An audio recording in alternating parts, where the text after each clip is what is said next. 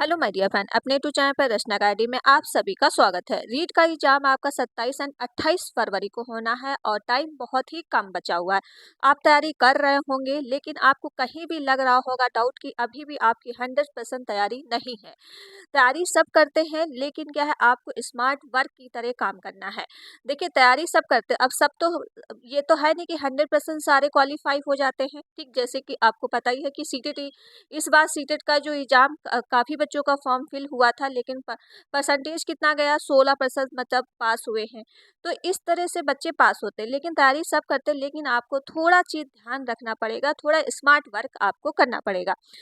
बस अगर भी अभी भी कुछ भी नहीं पड़ा है, जो चीज़ें हम आपको बता रहे हैं आप उतना कर लीजिएगा, आपका 110 प्लस स्कोर आ जाएगा। अगर आपने अभी भी कुछ नहीं पढ़ा, देखिए अभी भी आपके पास जो है सीधा सीधा मान लो 6 से 8 दिन का टाइम है, ठीक है। तो इतने दिन में भी आपका रीट क्वालिफाई हो जाएगा, वो भी 110 प्लस मार्क्स ले आओगे। आपको ये चीज़ें करनी पड़ेंगी जो हम आपके सामने लेके आए हैं। ये नहीं कि आप बस वीडियो देख ले फिर उसके बाद क्या है वीडियो को छोड़ दीजिए, बस उसके बाद आपको कुछ नहीं करना है। तो उससे देखिए रीट क्वालिफाई नहीं होगा। जो चीज़ें हम आपको बता रहे हैं आपको वो करना है, और जो चीज़ें स्मार्ट वर्क बच्चे करते हैं, ठीक है, उस तरह से आपको करना है। तो हम चलते हैं कि अपने टॉपिक पे आपको जो है चीज़ें क्या-क्या करनी पड़ेंगी।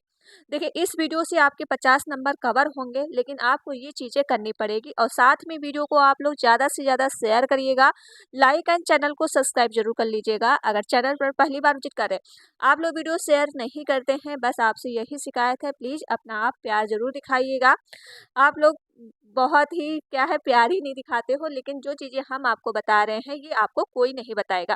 क्योंकि मैंने भी रीट क्वालिफाई किया है 2021 में, तो हमारा जो स्कोर है 120 प्लस मार्क्स है, ठीक है। वो भी हम आपको मार्कशीट दिखा देंगे कि हमारा स्कोर कितना है। ओके, तो चलिए फिर स्टार्ट करते हैं। वीडियो को आप लोग शेयर कर दीजिएगा।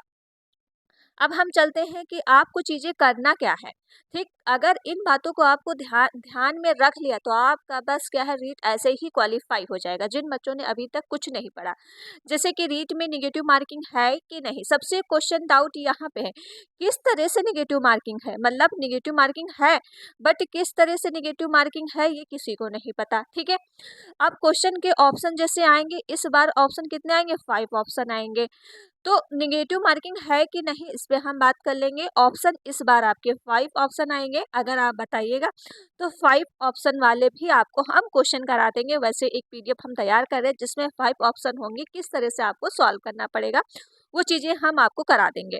और आप इस कम टाइम में क्या पढ़े क्या नहीं, सबसे इम्पोर्टेंट है कि कौन सा टॉपिक पढ़े जहाँ से सबसे ज़्यादा मार्क्स पूछे जाते हैं, और क्या छोड़े जो क्या है, जो चीज़ें आपकी वीक है तो क्या वो पढ़े, जो चीज़ें आपको आ रही है वो पढ़े। अब रीट में 100 जो है 20 नंबर कैसे पक्के करें भाई। रीट चलो 120 मान लो कि 120 नहीं आ पा रहा है, जिन बच्चों ने अगर अच्छे से तैयारी अभी से कर रहे होंगे तो उनका 120 क्या 130 भी मार्क्स आ जाएगा इस वीडियो से देख के। लेकिन अभी जैसे आपका जनरल जो बच्चे हैं, ठीक है, उनके लिए 90 मार्क्स रखा गया है क्वालिफाई के लिए, और आपका ओबीसी एससी एसटी के लिए जो है रखा गया है 83, मतलब 82, मतलब आप 83 मार्क्स मारिए, ठीक है। 82.5 होना चाहिए लेकिन 82 से भी क्वालिफाई होता। अभी आपका जो मुद्दा चला हुआ था कि 82 मार्क्स को, जैसे बिहार टीचर भर्ती जो हो रही थी, 82 मार्क्स को क्या है नहीं लिया जा रहा, लेकिन फिर बाद में ले लिएगा, तो आपको क्या है 83 मार्क्स लाने हैं। तो ये तो बात हो गई कि आपको कितने मार्क्स लाने हैं। अदर स्टेट अगर आप आ रहे हो, जैसे यूपी से कहीं से भी आ रहे हो, तो आपको 90 मार्क्स ही लाना होगा क्योंकि आप जनरल में गिने जाओगे। अब हम बात कर लेते हैं कि निगेटिव मार्किंग है कि नहीं, सबसे मुद्दा यहाँ पे है। तो भाई निगेटिव मार्किंग आपकी देखिए नहीं है, क्योंकि निगेटिव मार्किंग नहीं है और है भी, ठीक है। क्या है, नहीं भी है भी। मतलब मान लो कि नहीं है, क्यों मान लो कि नहीं है, क्योंकि आपको अगर आपने क्वेश्चन छोड़ा, ठीक है, क्वेश्चन आपने अगर छोड़ा तो आपका 1 नंबर कटेगा। ठीक, क्वेश्चन अगर आपने छोड़ा तो नंबर कटेगा, और आपको सारे क्वेश्चन करने मतलब अटैम्प आपको पूरा करना है। 150 क्वेश्चन 150 ही करना है, जहां आप 5 ऑप्शन ही मारे, ठीक है। अगर आपको कुछ नहीं आ रहा तो 5 ऑप्शन ही मारे। देखिए, इस तरह से निगेटिव मार्किंग नहीं। अगर आपने क्वेश्चन छोड़ा तो इसमें क्या है, अगर आपका एक क्वेश्चन गलत हुआ तो आपका जो मार्क्स कटेगा 1.5 कुछ समथिंग रखा गया वो कटेगा। अगर आपने क्वेश्चन छोड़ा, अगर नहीं छोड़ोगे तो आपके कोई भी मार्क्स नहीं कटेंगे। इस तरह से आपकी निगेटिव मार्किंग की गई है। तो भाई आपको सीधी बात है, आपको कोई भी क्वेश्चन नहीं छोड़ने हैं, 150 में से 150 आपको पूरा फिल क्वेश्चन करने हैं, चाहे आपको क्वेश्चन आ रहा हो या नहीं आ रहा हो, और किस तरह से एनालिसिस को आप करके क्वेश्चन भी सही कर सकते हो। आगे हम बात करते क्या पढ़ोगे, चलो आगे हम देख लेते हैं, वो तो आपको क्लियर हो गया होगा। अब सबसे इम्पोर्टेंट है कि अभी भी आपने अगर कुछ नहीं पढ़ा तो भाई प्रीवियस ईयर के जो क्वेश्चन कराए गए हैं 2011 से लेके 2022 तक सारे आप पेपर कर लीजिए। इससे क्या है, मतलब 50 मतलब 80% जो क्वेश्चन है रिपीटेड होते हैं, 80 क्वेश्चन आपके जो है रिपीटेड क्वेश्चन पूछे जाते हैं। और ये चीज़ें आपको ही पता है कि रिपीटेड क्वेश्चन बहुत ज़्यादा आते हैं और निगेटिव मार्किंग है नहीं, तो आप सबसे इम्पोर्टेंट है कि आप प्रीवियस ईयर क्वेश्चन कर लेंगे। प्रीवियस ईयर से ये चलेगा आपको पता कि क्वेश्चन किस तरह से पूछे जाते हैं और किस तरह से मतलब बहुत ही टफ, प्राइमरी का तो बहुत टफ नहीं आता है, जूनियर का थोड़ा लेवल हाई हो जाता है बस। और आपको कुछ नहीं करना है, आपको प्रीवियस ईयर क्वेश्चन करना है, साथ में मॉक टेस्ट। देखिए अभी भी आपके पास टाइम है तो मॉक टेस्ट आप दे सकते हो। मॉक टेस्ट से ये चलेगा, अगर आपने प्रीवियस ईयर क्वेश्चन कर लिया उसके बाद मॉक टेस्ट आप दे रहे हो तो उसमें आपको ये लगेगा कि कितने प्रीवियस ईयर क्वेश्चन रिपीटेड हुए हैं, और मॉक टेस्ट से ये लगेगा आपकी थिंकिंग कितनी सोच अच्छी हुई है।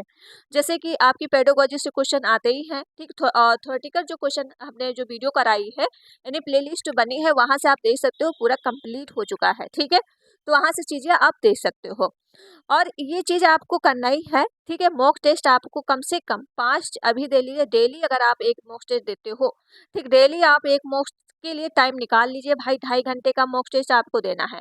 इससे आपकी प्रैक्टिस भी हो जाएगी, साथ में आपको चीज़ें नए क्वेश्चन भी पता चलेंगे, और साथ में जब आपने मॉक टेस्ट दे दिया, अब ये नहीं कि मॉक टेस्ट आपने दे लिया, नंबर देख लिया, आपके नंबर आ गए 90 प्लस में, बस आपने बंद कर दिया, ये आपको नहीं करना। मॉक टेस्ट देने का सबसे सही तरीका है कि अगर आपने जैसे मॉक टेस्ट पूरा दे लिया, जो आपके रॉन्ग क्वेश्चन हुए हैं, ठीक, जो रॉन्ग क्वेश्चन हुए उनको आप देखोगे क्वेश्चन क्यों गलत हुए हैं, आपने क्या गलती की है। अब ऐसा तो है नहीं कि मॉक टेस्ट में अगर आपने 90 प्लस मार्क्स ले आए तो ये नहीं आप पढ़ के ले आए, क्योंकि आपका निगेटिव मार्किंग है नहीं, कुछ आपके तुक्के से सही हो गए हैं, ठीक है। तो ये चीज़ें आपको नहीं करनी है, मॉक टेस्ट में आपको पूरा एनालिसिस करके पूरा कंप्लीट करना है, और उसकी जो व्याख्या दी जाती नीचे है वो आपको जरूर पढ़ना है और चीज़ों को समझना है। ये होता है मॉक टेस्ट देने का सही तरीका। अब ये चीज़ें नहीं कि मॉक टेस्ट दे लिया, नंबर देख लिया, बंद कर दिया, वो नहीं आपको करना। अब न्यू टॉपिक जैसे जुड़े आपके हैं, न्यू टॉपिक आपका NAP 2020 जुड़ा है, ठीक, NAP 2020 जुड़ा है आपका। वो कल मैंने एक वीडियो कराई है जो आप NAP 2020 देख सकते हो, वहाँ की राजस्थानी में क्या क्या परिवर्तन हुआ है वो चीज़ उसमें मेंशन किया है, और पूरा टोटल NAP 2020 से अगर क्वेश्चन आता है तो आपको उसी वीडियो में देखने को मिलेंगे। और आज हम आपको कराएंगे प्रैक्टिस सेट NAP 2020 के क्वेश्चन के, तो आप देखोगे कि क्वेश्चन किस तरह से पूछे जाते हैं। तो ये चीज़ आपको टॉपिक करना, NAP से आपके 5 नंबर तो आएंगे ही, ठीक, NAP की नया टॉपिक जुड़ा है तो 5 नंबर मान लो 5 प्लस भी हो सकते हैं। तो ये टॉपिक आपको पूरा करना है, क्योंकि आपका CDP में जैसे पूछ सकते हैं, और कुछ NAP से क्वेश्चन जैसे आ सकते हैं आपके क्या EVS में, क्योंकि उसके जैसे बच्चों को किस तरह से शिक्षा देनी चाहिए, तो NAP कहता है किस तरह से शिक्षा देनी चाहिए, बच्चों का कैसा विकास करना, तो ये पेडागोजी है। तो इस तरह से आपके 5 से 6 नंबर कवर होंगे, एंड प्राइमरी एंड जूनियर दोनों के लिए है। आप सोच रहे होगे आप, हम इतना आपको लिए बोल रहे हैं, आप बस सुन रहे होगे, फिर बाद में आप वीडियो का स्किप, देखिए वीडियो को आप स्किप नहीं करना है, ठीक है। जो चीज़ें हम आपको बता रहे हैं सिर्फ आपके भले के लिए ही बता रहे हैं, आप अगर इतना कर लोगे तो रीट में 110 प्लस मार्क्स आ जाएंगे, बस आपको इतना करना। मॉक टेस्ट देना है जैसा हमने बताया उस तरह से देना है। न्यू टॉपिक आपकी जैसे राजस्थानी भाषा, ये अभी हमने नहीं कराया, ये भी आपको वीडियो जल्दी ही कल मिल जाएगी देखने को। और राजस्थान जी के स्पेशल आपको करना है, ठीक है, EVS भी करने हैं। और चलिए न्यू टॉपिक मैंने आपको बता दी, अब हम चलते हैं नेक्स्ट पॉइंट पे, कि नेक्स्ट पॉइंट आपको सबसे इम्पोर्टेंट क्या ध्यान रखना। जैसे आपको अगर क्वेश्चन नहीं आ रहा है, ठीक, अगर उपरोक्त सभी है तो आप उपरोक्त सभी मारिएगा, यहाँ पे 100% आपका आंसर क्या है, सही होता है। अगर आपको कुछ भी नहीं पता है, अगर उसमें ऑप्शन में दिया है उपरोक्त सभी, ठीक है, या A और B मतलब दोनों B, मतलब A भी हो सकता है, C भी हो सकता है, D भी, मतलब बोथ हो सकते हैं, तो उस समय भी आपके दोनों ही आंसर सही होंगे। अगर कुछ भी नहीं आ रहा तो आप इतना कर लीजिएगा, तो ये चीज़ें आपको करनी है। तो यहाँ से आपके क्वेश्चन एक भी गलत नहीं होगा, अगर आप कर रहे होंगे मॉक टेस्ट या प्रीवियस ईयर, तो आप देखे होंगे कि ऊपर सभी बहुत ज़्यादा मतलब रेयर ही होगा जो आपका गलत होगा, वैसे तो 100% सही होता है। ठीक है, इतना एक्सपीरियंस है क्योंकि मैंने भी सीटेट कई बार क्वालिफाई किया, एंड रेट एक ही बार क्वालिफाई किया है क्योंकि एक ही बार मैंने फिल किया था। ठीक है, और चलते हैं यूपी टेट मैंने भी क्वालिफाई कर लिया है, तो इसलिए हम आपको बता रहे जो चीज़ें हम आपने अपने जीवन में एनालिसिस किए हैं वो आपको हम अपना एक्सपीरियंस बता रहे हैं किस तरह से आप स्मार्ट वर्क कर सकते हो। ठीक है, जैसे कि बड़ा आंसर और पॉजिटिव आंसर होता है। जब आपको कुछ चीज़ें समझ में नहीं आ रही, पेडागोजी देखिए बहुत बड़े बड़े सीटेट में बहुत ज़्यादा लेंथी क्वेश्चन पूछाते हैं, अब इसमें भी आपकी पेडागोजी आएगी। तो अगर आपको कुछ भी समझ में उस समय नहीं आ रहा है, पेपर आपका छूट रहा है, तो बड़ा आंसर देखिएगा पॉजिटिव आंसर, मतलब पॉजिटिव क्या है, आपका सकारात्मक आंसर होना चाहिए यहाँ पे, तो 100% सही क्वेश्चन होता है। ये चीज़ें आपको करनी है। अब आपको ओ मार में क्या गलती नहीं करनी, सबसे इम्पोर्टेंट, अगर आपने ओ मार में ही गलती कर देते हो तो यहाँ से आपका जो है रीट क्वालिफाई नहीं होता। जैसे लैंग्वेज से रिलेटेड, ठीक है, लैंग्वेज आपकी 1 होती है, लैंग्वेज आपकी 2 होती है, 2 लैंग्वेज होती है, आपको 2 में से चुनना होता है। आपने पहली लैंग्वेज जो लिया होगा हिंदी लिया होगा, ठीक है, पहली लैंग्वेज जो हिंदी लिया होगा, दूसरी आपने इंग्लिश या संस्कृत कुछ भी ले सकते हो, या बांग्ला, जो भी आपकी भाषा है वो आप लेते हो। लेकिन कोई बच्चे जो है लैंग्वेज 1 को क्या कर लेते हैं, इंग्लिश कर लेते हैं, लैंग्वेज 2 को क्या कर लेते हैं, हिंदी कर लेते हैं। तो ये चीज़ें आपको ध्यान में रखनी, आपने लैंग्वेज कौन सी ली। अगर आपने लैंग्वेज गलत कर दी तो 30 मार्क्स मतलब यहाँ पे गए, 30 मार्क्स यहाँ पे गए, तो आपके टोटल 60 मार्क्स तो ऐसे ही चले जाएंगे, तो आपका रीट कैसे क्वालिफाई होगा।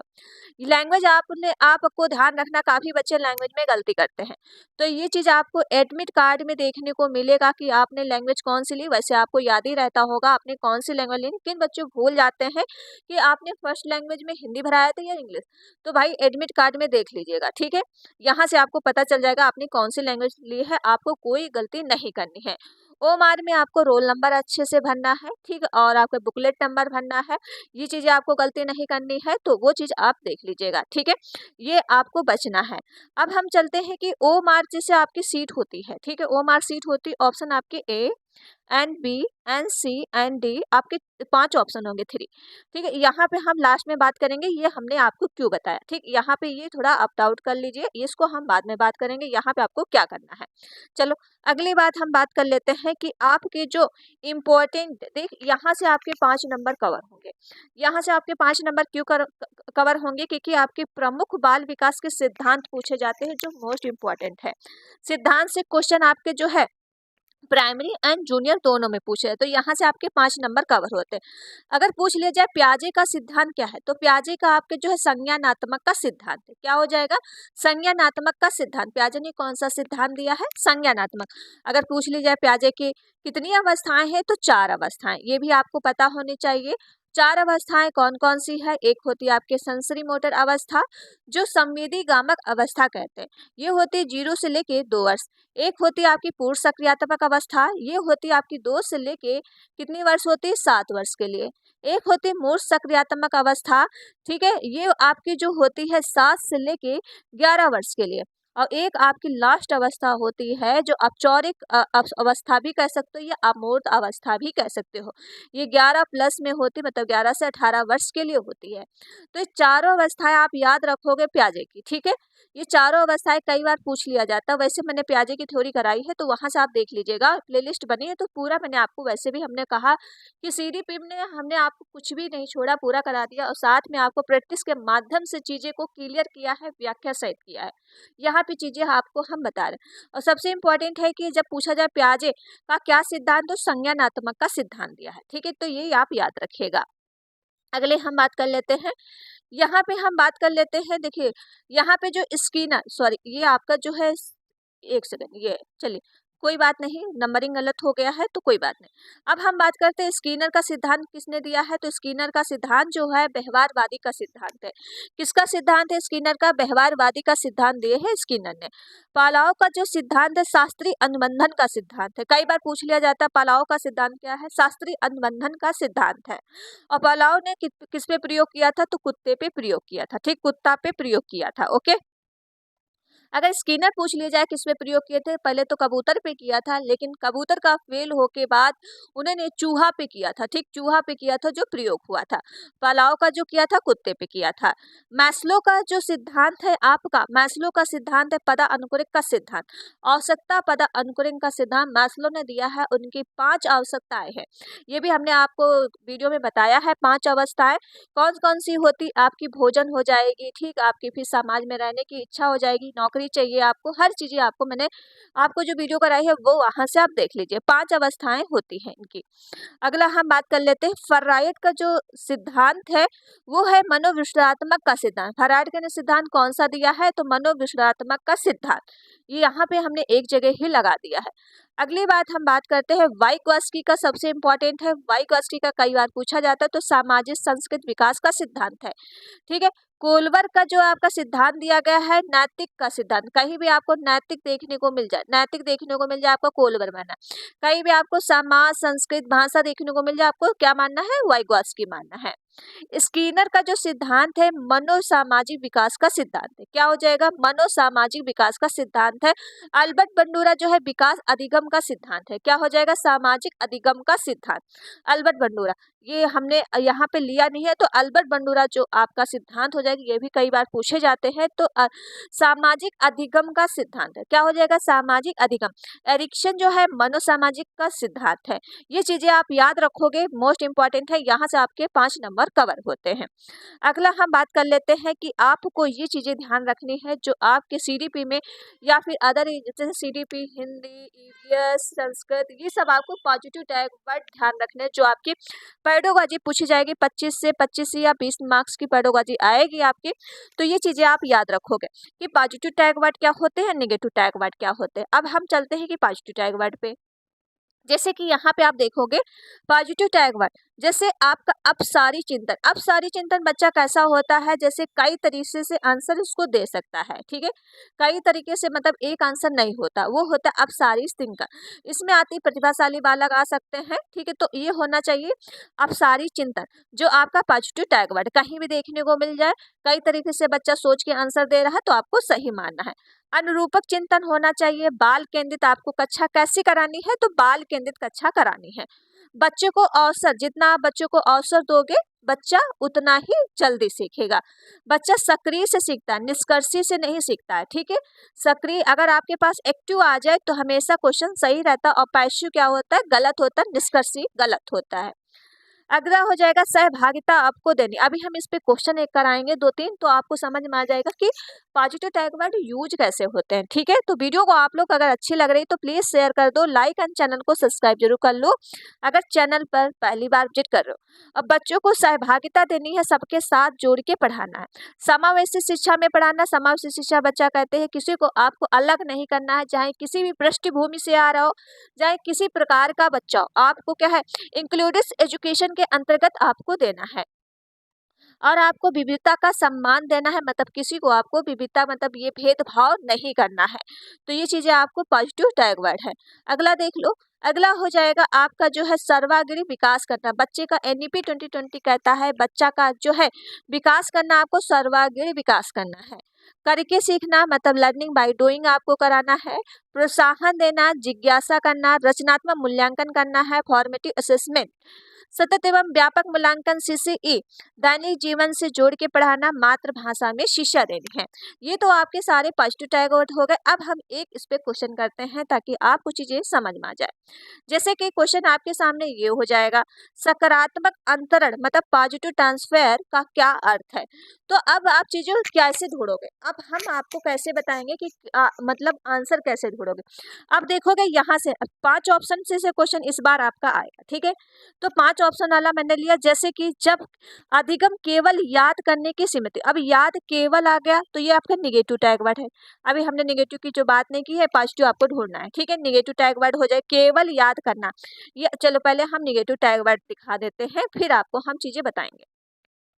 देखिए निगेटिव टैग वर्ड होते व्याकरण के माध्यम से बच्चों को पढ़ाना है, तो ये आपका निगेटिव टैग वर्ड होता है।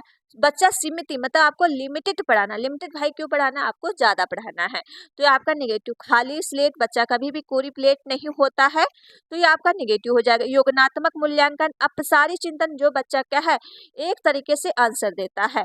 प्रक्रियात्मक स्तर, विशेष, शिक्षक, अलग और विशेष कक्षा, मानकीकृत शब्दावली, सब आपके निगेटिव टैग वर्ड हो जाएंगे। यहाँ पे आप देखोगे पुस्तक केंद्रित, शिक्षक केंद्रित अगर है बच्चा तो निगेटिव। लैंगिक असमानता आप कर रहे हो, याद करना, रटना, कंठस्थ कराना, सारे आपके निगेटिव टैग वर्ड है। बच्चों को हतोत्साहित कर रहे हो, केवल मात्र सिर्फ ही, निष्कर्षी, वैज्ञानिक शब्दावली, क्या हो जाएंगे निगेटिव टैग वर्ड। अब हम चलते हैं क्वेश्चन पे। आपको हम इसलिए बाद में क्वेश्चन इसलिए करा रहे, पहले आपको चीजें negative and positive tag word दिखा चुके हैं। अब क्वेश्चन आपको जैसे दिया है, ये क्या है आपका, इसमें ढूंढना है आपको सकारात्मक मतलब पॉजिटिव टैग वर्ड ढूंढने हैं। तो आपका केवल याद करना, अभी हमने क्या बताया, केवल याद करना है तो आपका निगेटिव, ये तो आपका गलत हो गया। अब देखोगे जब छात्रों को अनुभव की तरह क्या पूरी तरह भूल जाता, अब अनुभव को आपको जो है पिछले जो अनुभव हुआ था पूरी तरह भूल नहीं जाना है, तो ये भी आपका जो हो जाएगा निगेटिव हो जाएगा। अब जो दो विषयों के बीच कोई संबंध नहीं है, क्यों भाई दो विषयों के बीच में बिल्कुल संबंध होता है, तो ये भी आपका निगेटिव हो जाएगा।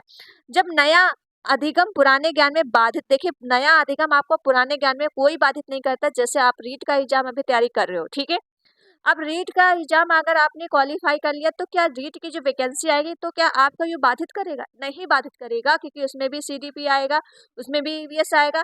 तो ये आपका जो है 80% तो ऐसे ही सिलेबस यहाँ से कवर हो जाता है, ठीक है, तो आपका जो उसमें पॉजिटिव करता है, बाधित नहीं करता है, तो ये भी आपका निगेटिव हो जाएगा। अब दिया है, जब पहले सीखा गया ज्ञान नए अधिगम को आसान बनाता। अब आपने जो पहले सीख लिया है, जैसे कि अभी आपने सीख लिया है, ठीक है, नए अधिगम को आसान बनाएगा। जब आपकी रीट की वैकेंसी आएगी तो उसमें आपको ज़्यादा प्रॉब्लम नहीं होगी, अगर आपने इसको अच्छे से पढ़ लिया तो इसको आसान आपको बना देगा। तो ये हो जाएगा आपका, क्या हो जाएगा, फर्स्ट आंसर इसका राइट हो जाएगा, ठीक है। तो इस तरह से आपको आंसर निकालने हैं। अगला हम ये हमने बात कर लिया है कि negative and positive tag word क्या होते हैं। जैसे एक और क्वेश्चन मैंने लिया है, यहाँ पे देखोगे सीखने की प्रक्रिया में सर्वाधिक महत्वपूर्ण कारक कौन सा होता है। तो भाई सीखने की प्रक्रिया में सर्वाधिक महत्वपूर्ण कारक क्या, शिक्षक की योग्यता आप चेक करोगे कि शिक्षक की योग्य क्या है, मतलब शिक्षक कितना पढ़ा है कितना नहीं, तो आप सीखने में क्या ये आप योग्य रखोगे तो आपका निगेटिव हो जाएगा। विद्यार्थियों की मतलब विद्यालय की सुविधा होनी चाहिए तब आप चीजें सीख पाओगे, ऐसा तो नहीं है। पाठ्यक्रम में जटिलता, परीक्षाएं कराना, ये सब आपके निगेटिव टैग। लेकिन जब विद्यार्थी की रुचि और प्रेरणा है, जब आपका रुचि सीखने में क्या है, रुचि लगी रही है, ठीक है, आप सीखने में रुचि लग रही है, आपको मोटिवेशन है कि आपको रीट क्वालिफाई करना है, फिर उसके बाद शिक्षक भर्ती बैठना है, तो आपकी रुचि है और अंदर से मोटिवेशन हो, ठीक है, तो ये आंसर हो जाएगा आपका विद्यार्थी की रुचि और प्रेरणा, ठीक है, तो ऑप्शन इसका बी राइट हो जाएगा। अगला हम बात कर लेते हैं, अब हम चलते हैं जो आपको सिद्धांत मैंने बता दिए हैं, ये चीज सिद्धांत आपको याद में रखने हैं, वेरी इंपॉर्टेंट है और जान लो।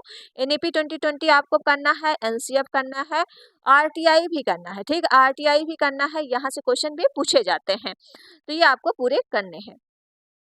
अब हम चलते हैं निगेटिव क्वेश्चन पे, जो आपका क्या है निगेटिव टैग वर्ड से क्वेश्चन। अब उसमें पूछा गया है संस्कृत उपेक्षा का तात्पर्य। अब ये उपेक्षा जो होता है आपका निगेटिव होता, नहीं पूछा गया है, ठीक है, नहीं पूछा गया है, तो आप अब इसमें आंसर कैसे ढूंढोगे। अब देखो, शिक्षक की कमी है, शिक्षा मतलब शिक्षा की कमी से बच्चा नहीं सीख पा रहा है, या आर्थिक रूप से पिछड़े वर्ग से संबंधित नहीं सीख पा रहा है, संज्ञानात्मक विकास के अवरोध से, या बच्चों की उनकी संस्कृत प्रवेश के अनुसार जो अवसर नहीं मिल पा। देखो बच्चा संस्कृति क्यों नहीं सीख पा रहा है, बच्चा संस्कृति इसलिए नहीं सीख पा रहा, बच्चों को क्या है, बच्चों को उनके संस्कृत प्रवेश के अनुसार सीखने के अवसर नहीं मिल पा रहे हैं, तो वो अपना समाज कैसे जानेगा, उसकी संस्कृति कैसे जानेगा जब उसको अवसर ही नहीं मिलेंगे। तो इसका राइट आंसर क्या हो जाएगा, ऑप्शन इसका डी राइट हो जाएगा।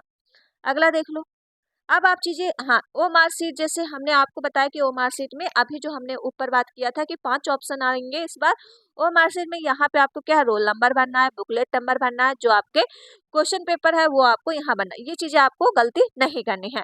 अब हम चलते, जैसे आपके ऑप्शन इस बार इसमें जैसे 4 है, यहाँ पे ऑप्शन 5 होगा। तो आपको सारे क्वेश्चन करने हैं, 150 में से 150 क्वेश्चन करने हैं, एक भी क्वेश्चन आपको नहीं छोड़ना है। जब आपके पास क्या है, टाइम नहीं बचा, काफी बच्चे जो है पेपर सॉल्व करते हैं लेकिन उनकी इतनी प्रैक्टिस धीमी होती है कि क्या है, लास्ट मोमेंट में एक सब्जेक्ट उनका छूट ही जाता है।